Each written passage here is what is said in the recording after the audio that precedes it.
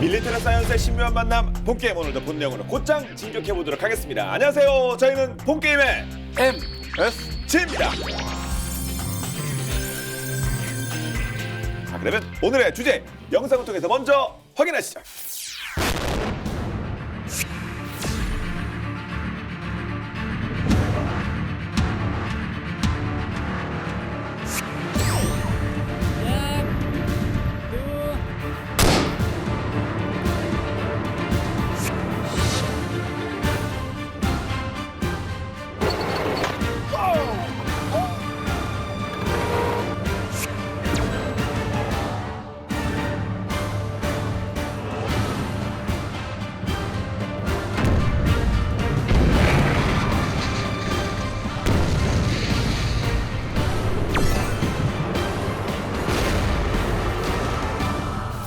네, 오늘의 주제는 급조 폭발물 IED (Improvised Explosive Device) 즉석에서 만든 폭발 장치 이렇게 될 텐데 사전적 정의는 사제 폭탄이라고도 하고요.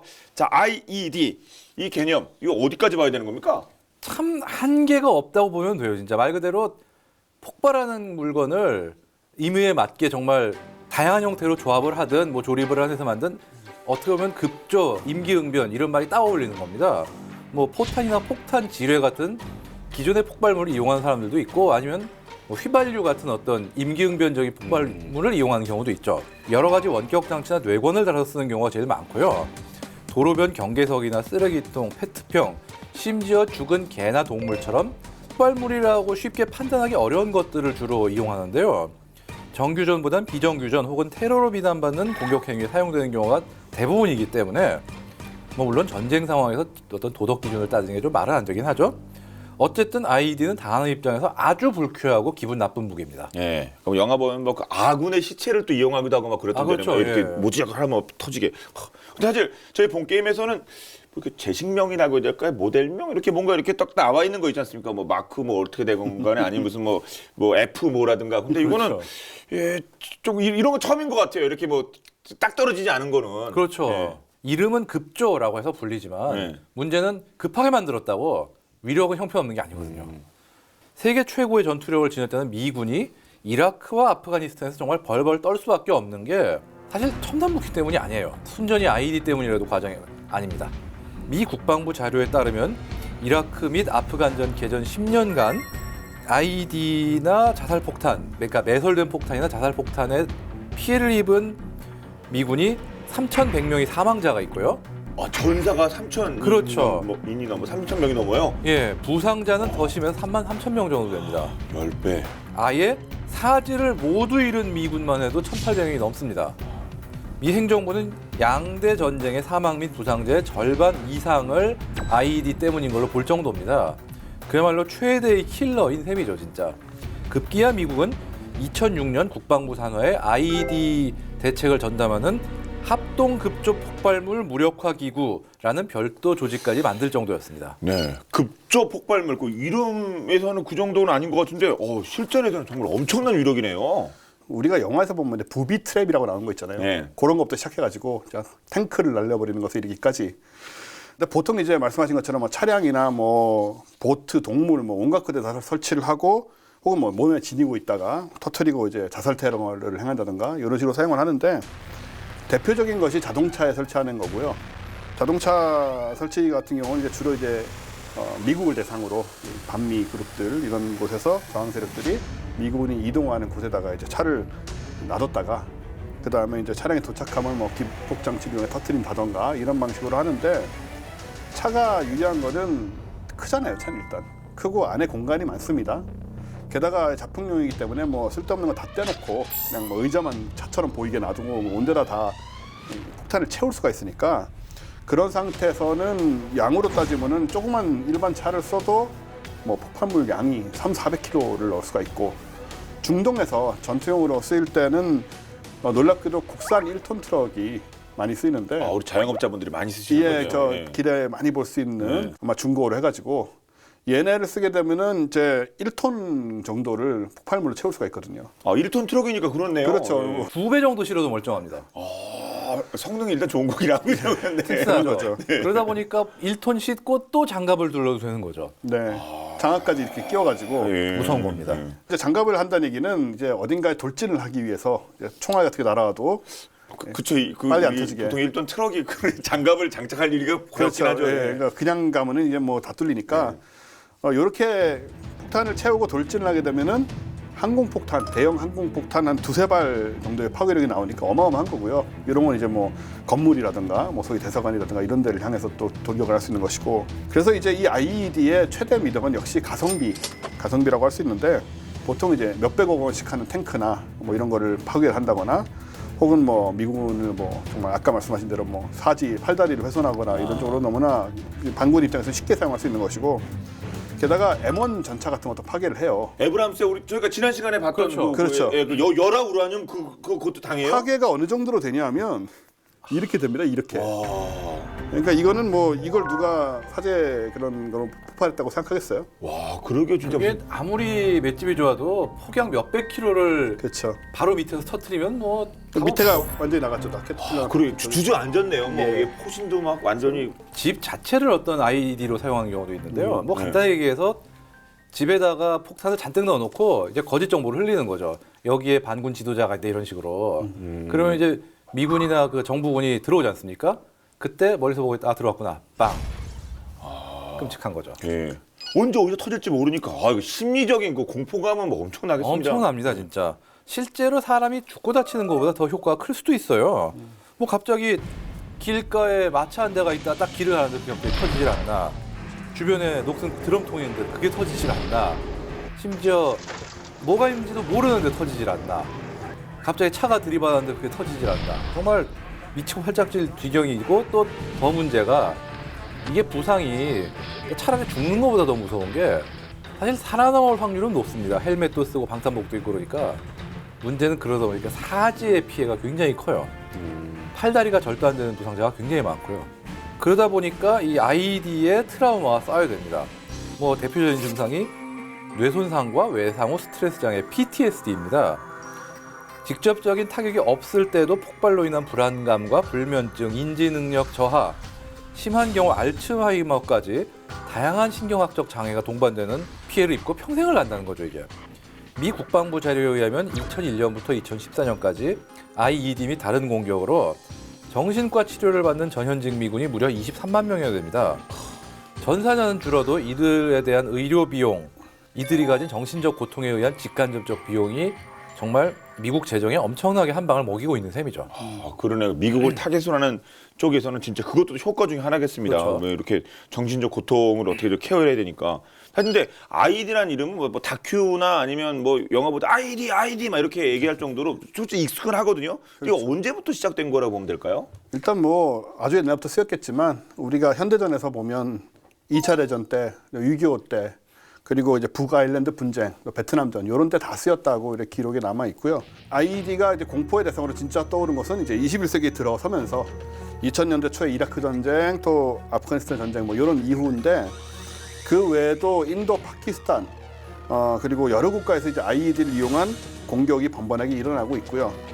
민간인 피해도 당연히 확산이 되고 있고 그런 상황이죠. 네. 테러하면 이제 뭐 폭발 이런 게 또 떠오르지 않습니까? 네. 이제 거기에 쓰이는 걸 이제 IED라고 하면 되는 걸까요? 그런 거죠. 이거는 이제 미국에서 있었던 일인데 1995년에 그 오클라호마 연방 청사 테러 사건이 기억나시는지 모르겠어요. 그 같은 뭐 그 연방 청사가 이렇게 옆이 완전 딱 깎여 무너져 내려가지고 네. 부서질 정도로 엄청난 폭발이 있었거든요 그때. 저 사건만 기억나지 뭐 하여튼 뭐 그건 뭐 예. 그 당시는 오래돼서. 예. 근데 이때는 뭐 이슬람 가격파는 것도 아니고 이제 미국인 내에서 이제 벌어진 소위 백인 상대로 벌어진 한 테러죠.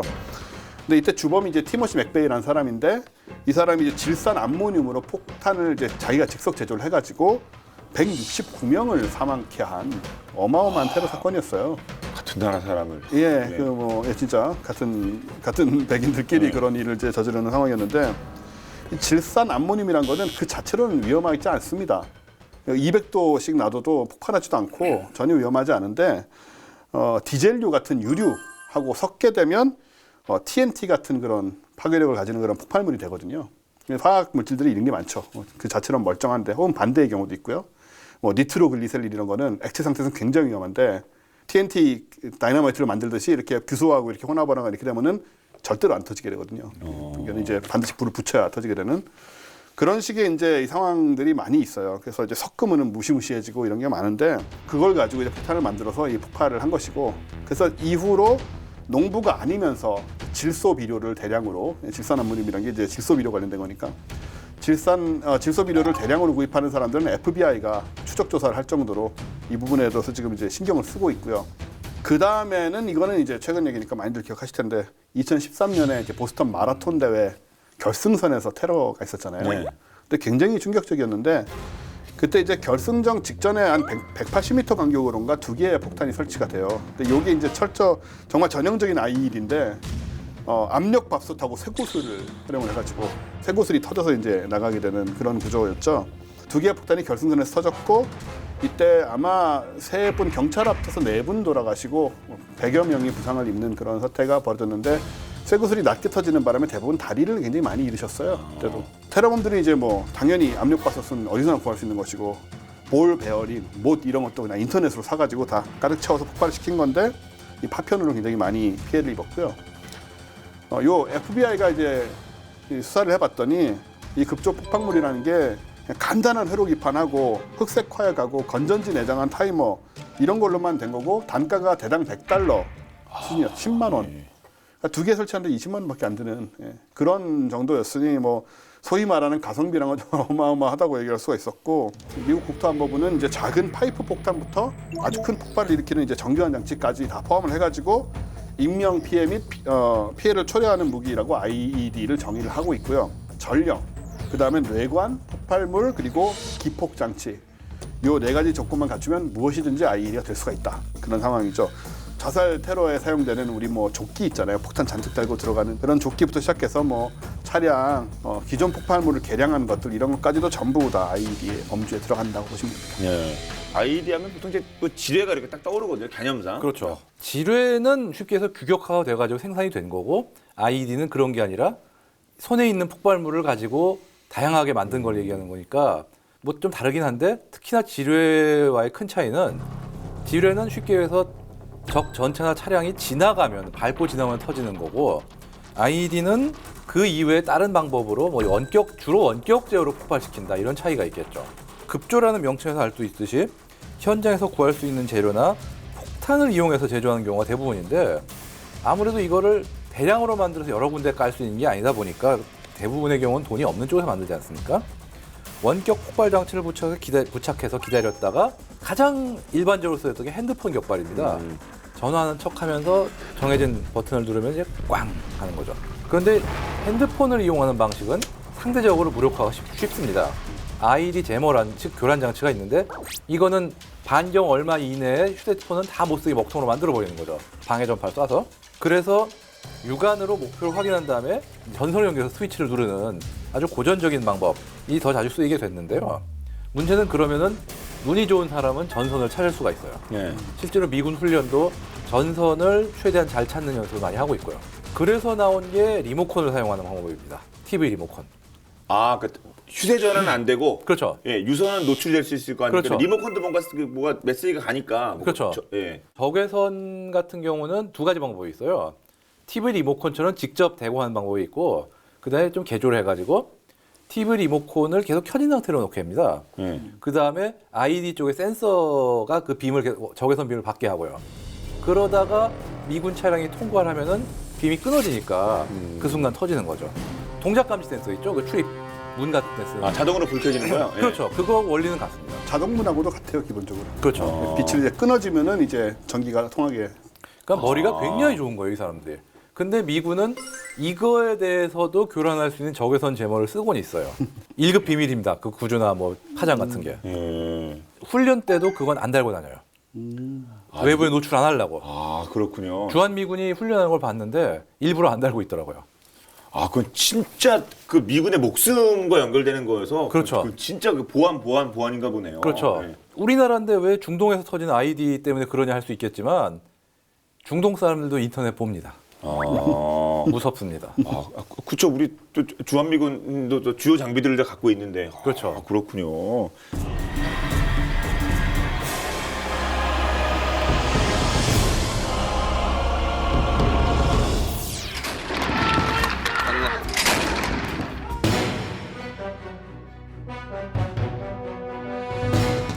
이슬람 무장단체 아이시스. 무력으로 이슬람 세계를 정복하려는 야심으로 많은 민간인들을 학살하는 세계 공공의 적이죠. 특히 폭탄을 이용해 불특정 다수를 죽이는 범죄를 수없이 저질러 왔는데요. 그런데 아이시스에 의해 특정 기간 이루어진 다수의 테러들은 모두 실제가 아닌 가짜, 연출된 쇼였고 사실 사상자나 사망자도 없던 것으로 밝혀졌는데요. 대체 이게 어떻게 된 일일까요?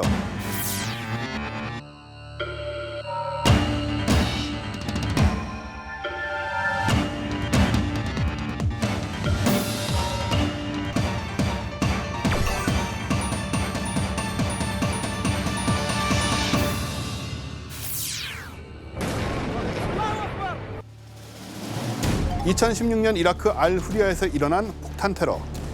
이 사건을 일으킨 주범으로는 아이시스의 큰 신임을 받는 하리스 알-수다니가 지목되었습니다. 1년 남짓한 기간 동안 무려 50건 이상의 테러를 성공시킨 악명 높은 테러리스트인데요.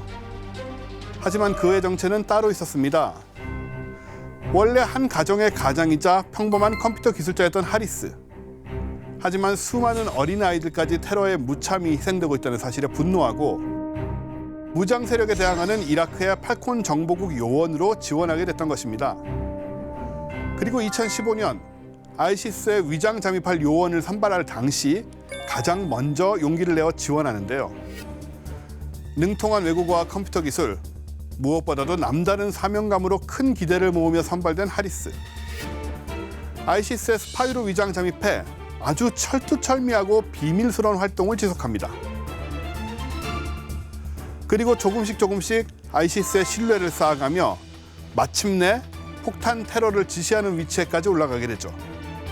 이후 하리스는 명령을 하라 말할 때마다 목숨을 걸고 무시무시한 급조 폭발물을 파괴력이 거의 없는 폭탄과 맞바꾸고 사람이 없는 안전한 곳에서 폭탄을 터뜨리며 진짜 같은 가짜 폭탄 테러를 자행합니다.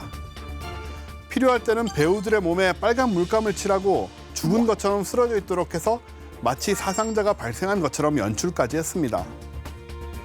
이를 알 턱이 없던 아이시스, 하리스가 기획 연출한 연극에 깜빡 속아 넘어가고 매번 테러에 성공하는 하리스에게 점점 더 많은 임무를 맡기기 시작하는데요. 이렇게 하리스는 아이시스의 무한 신뢰를 등에 업고 16개월 동안 약 50여 건의 폭탄 테러를 가짜로 자행하게 됩니다. 만약 이 모든 테러들이 실제로 일어났다면 민간인들의 엄청난 희생은 불보듯 뻔한 일, 생각만 해도 아찔하네요. 하지만 이를 바라보는 동료들은 불안불안, 늘 하리스의 신변을 걱정하지만 수많은 사람을 살리고 아이시스에게 타격을 주려는 그의 사명감은 결코 막을 수 없었습니다.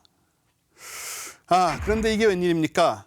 하리스가 늘 실패 없이 임무를 성공시킨 것이 오히려 아이시스의 의심을 샀던 것일까요? 2017년 1월 결국 그의 스파이 활동은 꼬리가 잡히게 됩니다. 하리스의 정체를 조금씩 의심하게 된 아이시스. 폭탄 실린 트럭을 몰고 시장으로 가서 폭발시키라는 가짜 지령을 내려 그를 유인하고 차에 몰래 도청 장치를 달아놓는데요. 결국 이를 통해 하리스의 정체를 알아차리게 되고 맙니다. 하지만 이를 전혀 눈치채지 못했던 하리스. 결국 영원히 소식이 끊기고 맙니다. 이후 팔콘 정보국은 하리스의 시신이라도 수습하려 했지만 그의 흔적은 어디서도 찾을 수 없었는데요. 아마 2017년 1월 아이시스가 처형한 포로들 중 한 명이 하리스일 것이라고 추측할 뿐이죠. 테러를 무산시키고 아이시스에 혼란을 주는 등 대담한 활약을 펼친 하리스. 철두철미한 비밀 요원답게 부모님이나 아내에게도 절대 자기 신분을 알리지 않았는데요. 때문에 가족들은 하리스가 숨진 뒤에야 그가 자랑스러운 영웅이었다는 사실을 알게 됐습니다. 지금까지도 행방불명 상태로 남아있는 하리스. 하지만 수많은 이라크인들에게는 자신의 목숨보다 수백 명의 생명을 구한 정의로운 영웅으로 가슴 깊이 남아있을 것입니다.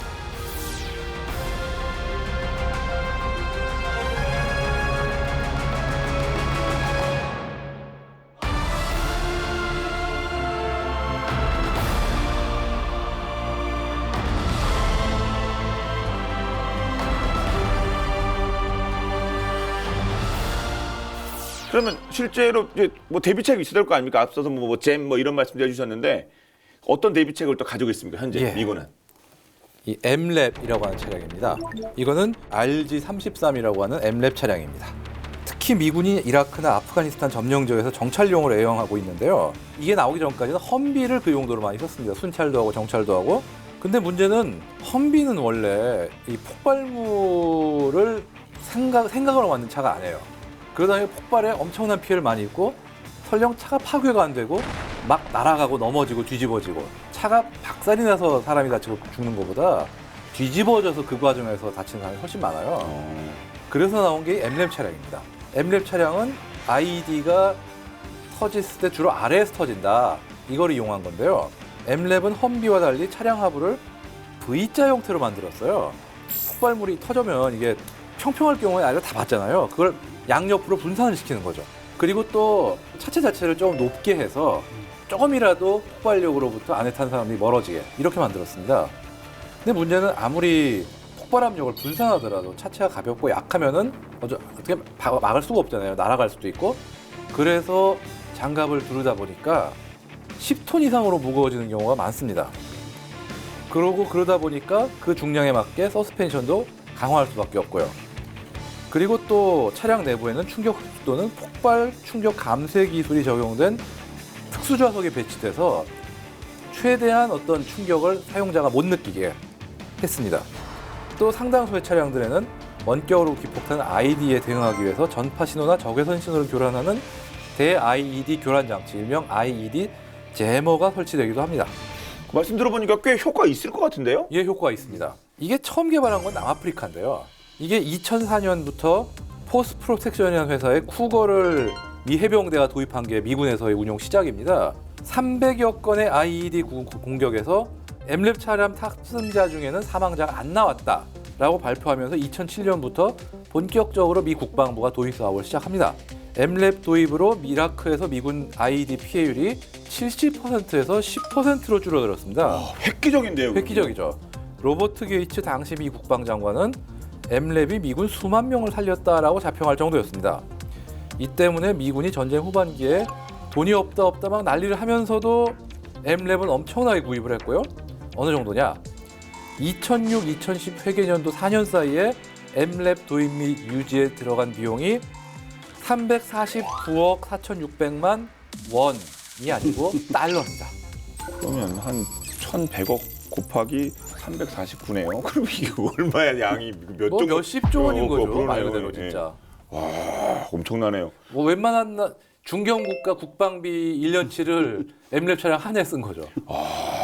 자, 그만큼 필요했으니까. 그렇죠. 예. 근데 사실 험비가 그렇게 원래 가던 험비가 그렇게 피해를 많이 입어서 이 M랩이 필요했나 본데 근데 또 천조국이라서 그런 거 만드는 것도 금방금방 만드네요. 이게 딱 M랩이 딱 등장하네요 또. 뭐 그렇게는 안 되죠 사실. 아, 그런가요? 안 되는 거고 원래는 이제 아까 말씀하신 것처럼 남아공에서 먼저 만든 거기 때문에 이런 류의 차량을 남아공제를 갖다 쓴 거예요. 이제 남아공에서 이런 걸 많이 썼던 이유는 과거에 이제 그 아파르트 헤이트 시절에 그러니까 그 인종차별하던 야, 뭐 분리 뭐 이렇게 분리주의 시절에 백인 정권들이 이제 흑인 게릴라국에서 전투를 벌이게 되잖아요.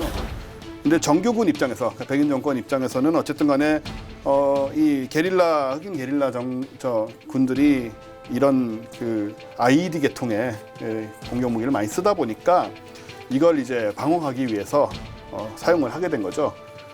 굳이 차종을 분리하자면 보병 수송용 무장 장갑 트럭이다 이렇게 얘기할 수가 있는데 이게 이제 민수용 트럭들을 개조해가지고 이렇게 군인 수송용 트럭으로 사용을 했던 거죠. 근데 이제 민수용 트럭을 개조한 형태면은 사람은 많이 실어날 수 있을지 몰라도 뭐 RPG-7을 쏜다거나 뭐 수류탄을 던질 때는 완전히 좀 무방비 상태가 되잖아요. 그래서 이제 남아공 군에서 탑승자 보호 차원에서 요 지뢰와 폭발에 대한 특히 이제 아래쪽에서 오는 폭발에 대한 방어력을 좀 높이자 그래가지고 설계를 해서 이제 만들었던 거죠. 그렇게 나온 게 얘입니다. 최초의 지뢰 방호 차량인 버펠이 되고 높네요 얘는 이게. 그렇죠. 예, 높죠. 일단 M랩이라는 이름 자체가 지금 뭐 지뢰 방호라는 의미를 갖고 있기 때문에 같은 개념이라고 생각하시면 되고요. 예, 밑에 굉장히 높은 데 사람들이 타고 있고 이렇게 이런 형태로 또 깎여 있고요. 조수석도 없고 운전석이 이렇게 한쪽에 그냥 이렇게 튀어나와서 하나만. 그러게 1인 예. 소리네요. 예. 최소한 사람들을 다 저 위로 태우려는 그런 생각인 거죠. 조종수가 참 싫겠어요. 그러니까요. 조종수는 뭐 어떻게 들어갈 수 없는 그러게요. 그 전시 상황에서 그렇죠. 혼자서 외롭게. 이게 단점도 없지 않습니다. 일단은 무겁고 그런데다가 차체가 높으면 항상 전복이 되잖아요. 차가. 아 그러게요. 이거 진짜 빨리 코너 움직이거나, 돌다가 그럼 굉장히 위험한 예. 얼핏 좀 느껴지시죠. 보통 SUV 보는 분들도 가끔씩 그런 거 느끼는데 전투형 차량으로서 게다가 주행 안정성이 좋을 수가 없죠. 아스팔트 길만 다니는 게 아니니까 산악 지형으로 가다가는 전복 사고가 이제 실제로 속출하게 되고 평지에서도 전복 사고가 일어날 정도고 전투가 갑자기 일어날 때 밑에 좀 내려야 되잖아요, 군인들이. 근데 이 사다리를 타고 이제 내려야 되는 상황이니까 아 뛰어내리기도 좀 그런데요. 뛰어내리기도 높아요, 이게 지금. 사람 키에 거의 그 서 있는 분 보니까 사람 키에 예. 한 2배 되는데요. 뛰어내리다 다가 발목 다칩니다. 삐겠는데요, 진짜. 예. 이거 군장하고 무기 들고 그러니까 뛰어내리는 이 사다리로 내리는 와중에 뭐 예를 들어서 집중 아, 사격을 당한다거나 하면 대책 없는 상황이 되는 거고. 그렇죠. 게임도 이렇게 뭐 벽을 넘거나 사다리 살 때 가장 그렇죠. 취약하거든요. 그렇죠. 예, 총싸움 게임 할 때. 그런 문제들이 있다 보니까 좀 어려움이 있었고 그 다음에 가격도 63만 달러 대당, 7억 원이 넘는 가격. 연비도 엄청 안 좋고. 이 M랩 계통의 차량들은 일단 기본적으로 비싸고 그리고 유지 보수 비용도 많이 듭니다. 1대당 미국 같은 경우에는 뭐 연간 1만에서 2만 달러. 그러니까 유지 보수 비용만 차량 한 대당 뭐 3천만 원씩 든다는 얘기니까 굉장히 돈이 많이 드는 시스템이고. 미군이 그래서 2011년 한 해 동안 쏟아부은 M랩 유지 보수 비용만 1,400억 원, 1억 3,370만 달러가 되고요. 파손된 차량들 총수리 비용이 5억 달러, 5,500억 원. 그러니까 너무 말도 안 되는. 예. 예, 좀 파손이 얼마나 많겠어요 이게. 예, 파손 시 막는 거 아닙니까 이게 포대 그렇죠. 터졌어요. 그러니까 사실 파손은 그렇죠. M랩 같은 경우 간단히 얘기해서 내 몸을 불살라서 승무원들을 지키겠다는 네. 개념이기 때문에 파손이 뭐 당연한. 주요 부품들을 뭐 바퀴, 엔진 뭐 이런 건 그냥 못 쓰게 된다고 생각하면 돼요. 예, 근데 사람 살리는 거니까. 그렇죠. 예. 게다가 남아공 때 들여온 M랩들하고 지금 이제 미국 내에서 만든 M랩이 똑같지가 않으니까 부품도 다르고 해서 부품 문제도 좀 혼란을 겪고 있다. 그런 문제도 있습니다. 예, 좀 남아공에서 M랩을 만들었다는 거 참 솔깃하긴 한데, 근데 그 미국 남아공 이게 두 나라만 만들진 않을 것 같은데요, M랩 어떻습니까? 어떻게 보면 남아프리카 공업이 발달하지 않은 나라인데도 이렇게 뚝딱 만들어냈다는 거는 일단 개념만 잡히면은 쉽게 만들 수 있는 일이거든요. 물론 가장 선도 국가는 남아공과 미국 업체들이지만 중국도 지금 꽤 다양한 제품 만들고 있고요. 유럽에선 영국, 프랑스, 독일, 핀란드, 체코, 어이구. 러시아, 세르비아, 터키, 우크라이나 등 뭐 안 만드는 나라보다 만드는 나라가 더 많은 것 같아요 지금. 중동에서도 아랍에미리트와 요르단, 사우디아라비아가 생산하고 있고요. 서남아시아에서도 인도, 파키스탄, 동남아시아는 태국, 인도네시아조차도 이제 자체적인 모델을 생산 중이거나 생산을 기획하고 있습니다. 이게 앞서 말씀드렸듯이 개념만 있으면 기술적으로 어려운 건 아니거든요. 특히 상당수의 M랩은 기존에 있던 군용 차량 차대나 심지어 민수용 트럭 차대를 이용해서 만들 수 있기 때문에 더더욱 이런 게 늘어나고 있는 추세입니다. 네. 소개하신 그 국가 보면 나름대로 국방에 신경 쓰는 나라 아닙니까? 그럼 그렇죠. 당연히 우리나라 빼놓을 수 없잖아요. 우리는 그렇죠. 또 군수 산업도 많이 발전했는데 어떻습니까? 우리 형편은.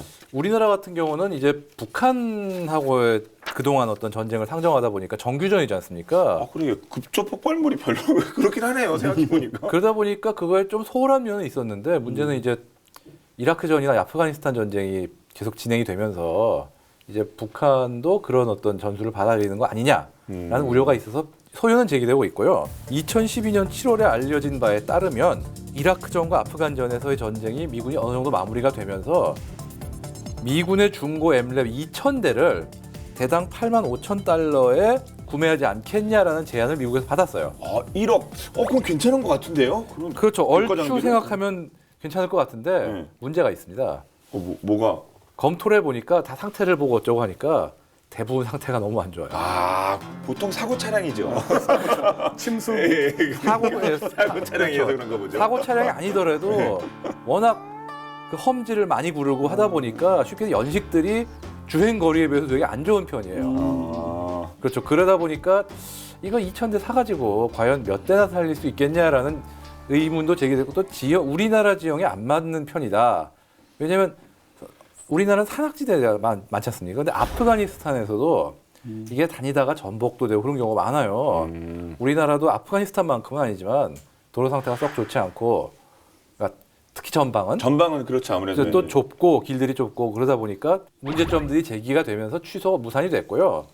그 대신 일부 미국제 맥스프로라는 차량들이 해외 파병용으로 소수가 들여왔고요. 그다음에 현재는 D모사와 H모사에서 한국형 M랩 차량을 개발 중입니다. 시제품은 나왔어요, 사실. 그렇군요. 예. 예. 그럼 앞서서 그뭐 미군의 피해율이 뭐 70%에서 뭐 10%로 M랩 나온 다음에 많이 줄었다 그런 말씀도 해주셨는데 그러면 이 아이디의 공포에서 좀 벗어났다 뭐 이렇게 말해도 되는 건가요? 아무래도 그렇지는 않겠죠. 항상 이제 더 강한 창이 창 등장하게 방패 되고, 이게 또 이렇게 되나요? 창이 먼저 나오면 그걸 막기 위해서 또 방패가 나오고 이러는 거니까 창이 또 나오게 되는데 요거는 M랩도 사실 막기가 어려운 그런 새로운 형태의 소위 EFP라고 하는 거거든요. 이걸 이제 한국말로 바꾸면은 폭발 성형 관통자라고 되는데 전차 같은 장갑을 관통시킬 때 이제 뭐 성형 자격탄 이런 거 히트라고 그러죠. 이런 거를 쓰면서 이제 뚫고 들어가는 그런 힘을 많이 쓰게 되는데 그거를 이제 IED에다가 활용을 한 그런 시스템이라고 할 수 있죠. 업그레이드 버전이다라고 얘기할 수도 있는데 보통 이제 그 IED 계통이나 이런 것들은 뭐 조그만 통조림 같은 거 많이 쓰고 요만한 인형이라든가 이런 건 뭐 차량도 있지만 물론 그건 작은 경우에도 많이 사용을 하는데 요즘 나오는 것들은 이제 양동이 드럼통이 이만하잖아요. 아 사이즈가 달라지는군요. 예, 일단 드럼통 직경이 이만하죠. 예. 드럼통 안에다가 이제 그 이제 화약을 잔뜩 넣은 다음에 성형 자격탄을 잔뜩 넣고요. 그 앞에다가 구리 같은 걸로 이렇게 라이너라고 해서 이렇게 판 같은 걸 이렇게 막습니다. 그럼 안에가 터지면 이 폭발력으로 돼서 이게 기울어지면서 원뿔 모양으로 바뀌어요. 마치 총탄처럼. 그다음에 여기 앞으로 발사가 되는 거죠. 앞이 뾰족해진 채로 발사가 되는 거죠. 그렇게 되면 이게 어떻게 되느냐? 전차의 측면 장갑도 관통할 수가 있고 전차에 따라 다르긴 하겠습니다만은 그 때로는 험비 행렬에 발사돼서 세대를 그대로 관통을 한 적도 있대요. 험비를. 그렇게까지 관통력이 나오는 예, 이 정도 되면 뭐 이거는 뭐 무시무시한 건데 아무튼 기존의 IED는 이제 폭발하면 사방으로 터지는 거였다면 요거는 한 방향으로 정말 포처럼 그렇게 쏘는 거다. 집중하는군요. 예, 생각하시면 되고 최대 초속이 3,000 미터까지 나온대요. 초속 3,000미터면은 뭐 어마어마한 초속 3km니까. 눈 깜짝할 새 3km 가는 예, 거예요. 저 음속이 초속 340m잖아요. 그러니까 마하 6, 7, 8 이렇게 나오는 거. 어마어마한 거죠. ICBM 이런 속도거든요. 총알보다 훨씬 빠르고. 음성 뭐 그런 거 있지 않습니까? 극초음속. 그렇죠, 극초음속. 예. 속도만 보면 정말 그런 거죠. 속도만 보면 그렇죠. 그런 정도니까 이제 어마어마한 관통력을 갖고 있다 이렇게 보시면 되고 이게 이제 좀 흥미로운 건 뭐냐면 이란의 그 솔레이마니 기억나시죠? 사령관 그 드론 비행장에서 드론 공격을 받아서 이제 사망하게 되는데 이분이 또 요 시스템하고 관련이 좀 있습니다. 미국 당국이 그동안 이제 이 솔레이마니가 이끌었던 쿠드스군, 요 쿠드스군이 이제 이라크 내에 친이란 시아파 민병대잖아요. 여기에 자금을 지원했다라는 이런 좀 이유로 지금 제거를 한 건데 그 과정에서 이제 이 EFP의 제조법과 물류 등을 제공을 했다. 그래서 지속적으로 테러를 사주했다고 또 얘기를 하고 있는 거죠. 그러니까 이 EFP가 어떻게 보면은 그 슬레이마니의 운명을 좀 가렸다 이렇게 얘기할 수 있는 그런 부분이 있고요. 2007년에 발간된 미 의회 조사국 보고서에 따르면 이라크 내 EFP 확산과 관련해서 이란의 역할을 좀 창세히 기술을 하고 있어요.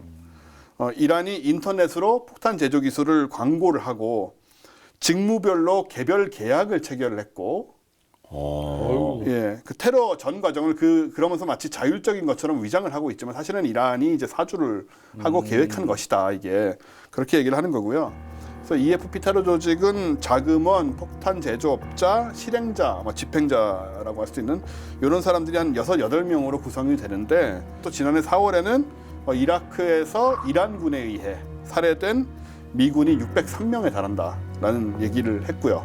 그 결과로 이제 또 솔레이마니를 살해했다. 이런 식으로 또 이렇게 인과관계가 정리가 가능하죠. 그러니까 미군이 IED에서 받은 피해가 많으니까 그것과 관련되는 솔레이마니를 그렇게 나름 좀 무리한 수를 써가면서까지 제거할 수밖에 없는 상황이군요. 그런 입장이 있었던 것 같아요. 네. 그렇죠. 자, 그러면 또 이제 창 얘기하셨으니까 또 방패가 나와야 되지 않겠습니까? 그렇죠. 이쪽이 업그레이드되면 이쪽도 따라가야죠. 그렇죠. 예. 그러니까 쉽게 해서 기동력은 높아졌는데 방어력은 그대로인 새로운 차량을 찾기 시작했습니다. 그 결과 등장한 게 미국 554의 MATV입니다. MATV는 기존의 M랩들이 가벼워도 14톤, 무거운 건 24톤 이렇게 무거웠던 거를 12톤으로 줄였습니다. 이게 어떻게 된 거냐면은 지금까지의 M랩들은 대부분 트럭 차대 위에, 그러니까 셰시가 있으면 셰시 위에 차체를 얹은 거다 보니까 무게를 줄이기가 쉽지가 않아요. 반면에 MATV는 처음부터, 물론 차대 위에 올린 같은 개념은 맞지만 처음부터 그 차대를 M랩 개념에 맞도록 차대부터 새로 설계를 한 겁니다.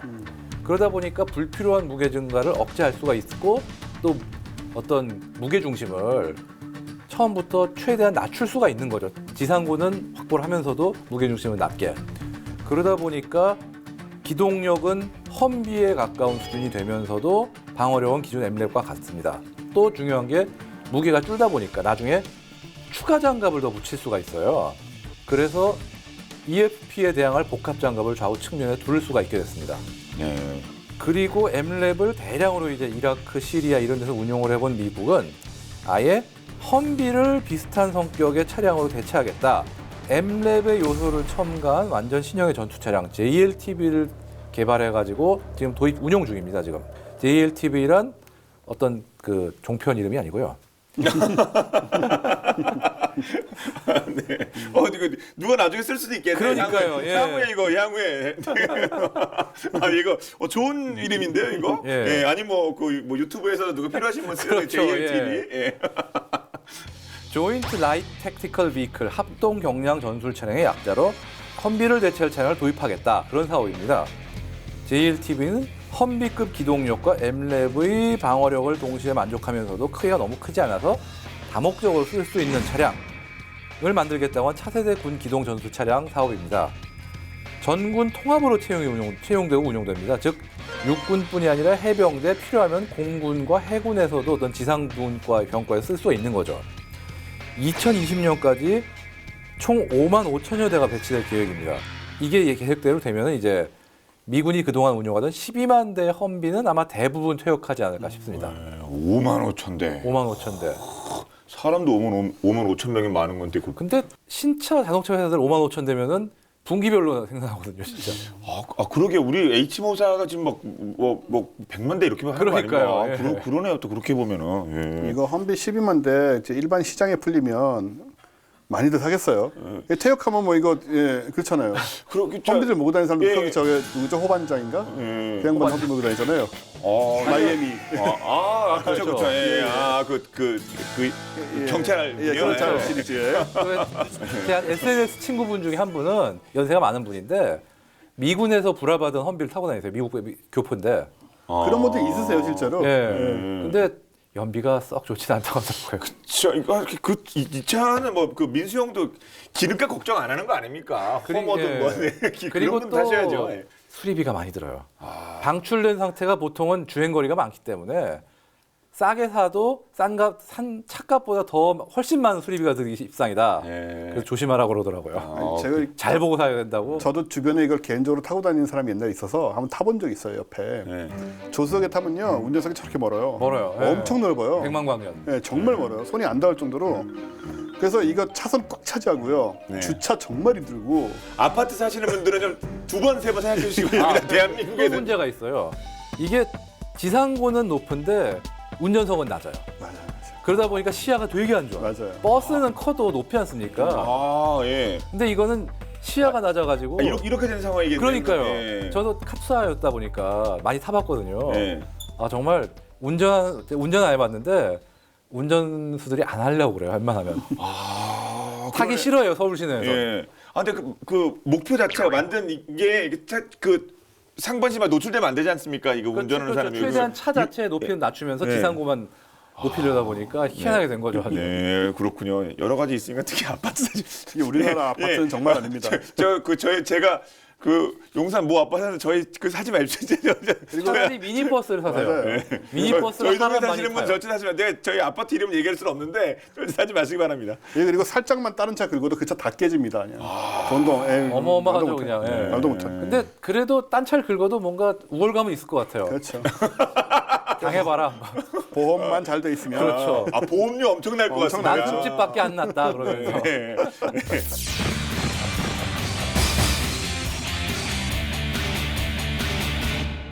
앞서서 기동력은 더 나아졌는데 뭐 무게가 더 가벼워지고 근데 그 뭐 방어력은 뭐 동일하고 이런 말씀해 주셨는데 그 외에 또 업그레이드된 부분들도 있을 것 같은데요. 예, 있습니다.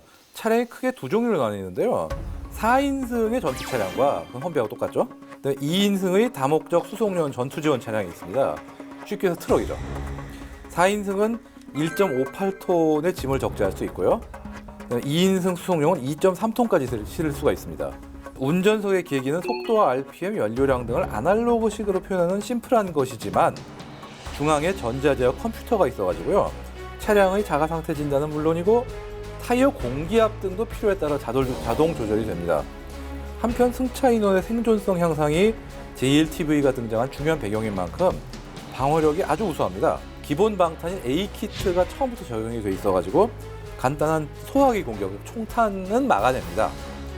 그러나 증가장갑 형태의 B키트를 장착하면 M랩 수준으로 방어력을 높일 수가 있습니다. 방어력이 사실 수송 능력과 비례하는데요. A키트를 장착한 JLTV는 무게가 6.4톤이래가니까 공중이나 수상 수송에 유리합니다. 반면 본격적인 승무원 보호를 위해서 JLTV는 이 554 특허의 코어 1080이라는 승무원 보호 체계를 가지고 있습니다. 승무원의 탑승 구역을 별도로 캡슐처럼 제작해가지고 차량의 프레임 중간부에 얹어놓은 방식이죠. 이에 따라 폭발이 일어나면 차체 하부에서 폭발력이 분산되는 건 물론이고 동시에 단단한 문짝과 바닥, 심지어 좌석까지 충격을 흡수해서 승무원을 보호하고 자동 소화 장치까지 장착하고 있습니다. 이게 사실 험비 때는 차에 불이 나가지고 부상 입은 사람들이 많았거든요. 하방 측면은 물론이고 상방까지 보호가 가능하고요. 차량 전체 중량을 지붕만으로도 버틸 정도입니다. 캡슐은 야전에서도 B키트 장갑과 손쉽게 결합이 가능하므로 정비성 또한 뛰어나고요. 예, 엄청 기술로 백업이 되고 있긴 합니다만 근데 급적 폭발을 이렇게 막 상대적으로 쉽게 만들어가지고 그게 터트리는데 이건 효율성 부분은 분명히 차이가 나는 것 같습니다. 결국 그냥 무인화가 좋긴 좋은데요. 예. 그렇죠. 무인화가 최고죠. 네. 근데 보통 이제 폭발물 제거는 위험하지만 이제 정밀함을 요구하는 경우가 많잖아요. 특히 뭐 시내에서 뭐 테러리스트가 뭐 장치를 해놨다거나. 그러게 빨간 줄 파란 줄인데 한꺼번에 딱 찍. 그러니까 밟고 지나가고 막 그냥. 그러게 밟고 지나가고.